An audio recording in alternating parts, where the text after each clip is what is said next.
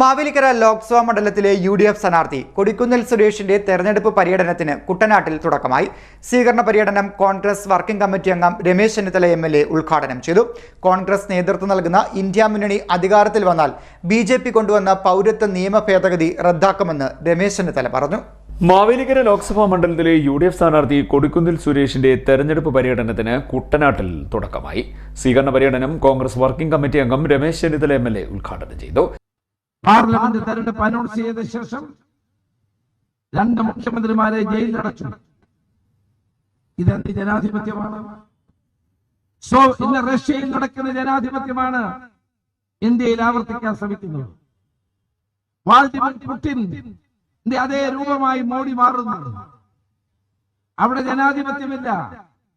Russia ഒരു banana റിപ്പബ്ലിക്കായി മാറുന്ന പോലെ ഇന്ത്യയും ആ രീതിയിലേക്ക് കൊണ്ടുപോകാൻ ആഗ്രഹിക്കുകയാണ്. ഇവിടെ രാഷ്ട്രീയ എതിരാളികളെ മുഴുവൻ അടിച്ചമർത്തുന്നു, അക്കൗണ്ടുകൾ മരവിപ്പിക്കുന്നു. EDയും ഇൻകം ടാക്സും എന്ന് BJPയുടെ വേണ്ടി മാത്രം പ്രവർത്തിക്കുന്ന ഏജൻസികളായി മാറുന്നു. നമ്മുടെ രാജ്യം ഇന്ന് അഭിമുഖീകരിക്കുന്ന വലിയ പ്രതിസന്ധി, നമ്മുടെ രാജ്യത്തിന്റെ ജനാധിപത്യവും മതേതരത്വവും ഇല്ലാതാകുന്ന അവസ്ഥ, ഇന്ത്യ എന്ന ഈ മഹത്തായ രാജ്യം തന്നെ തകരാൻ പോകുന്ന ഒരവസ്ഥ.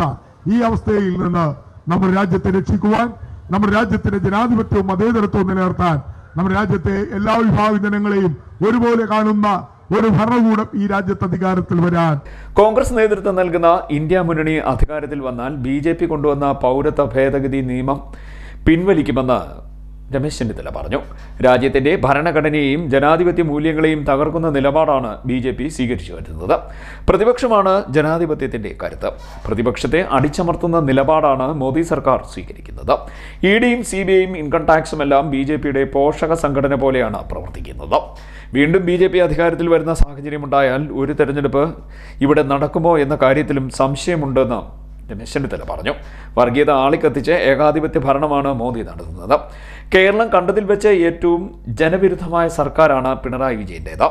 സർക്കാർ ജീവനക്കാർക്ക് ശമ്പളവും പെൻഷനുമില്ല. ക്ഷേമ പെൻഷനുകൾ മാസങ്ങളായി മുടങ്ങിക്കിടക്കുകയാണ്. നിത്യോപയോഗ സാധനങ്ങളുടെ വിലക്കയറ്റം നിയന്ത്രിക്കാൻ യാതൊരു നടപടിയും ഉണ്ടായിട്ടില്ലെന്നും രമേശ് ചെന്നിത്തല പറഞ്ഞു. ചക്കുളത്തുകാവ് ദേവീക്ഷേത്ര ജംഗ്ഷനിൽ നിന്നും രാധാകൃഷ്ണൻ നമ്പൂതിരിയുടെ അനുഗ്രഹം വാങ്ങിയാണ് പര്യടന പരിപാടി ആരംഭിച്ചത്.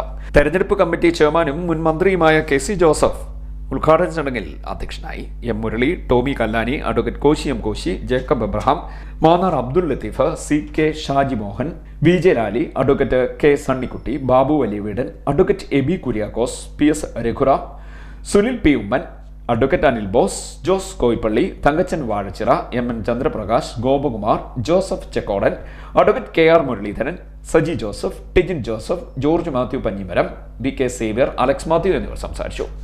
CDNet news, Harippad.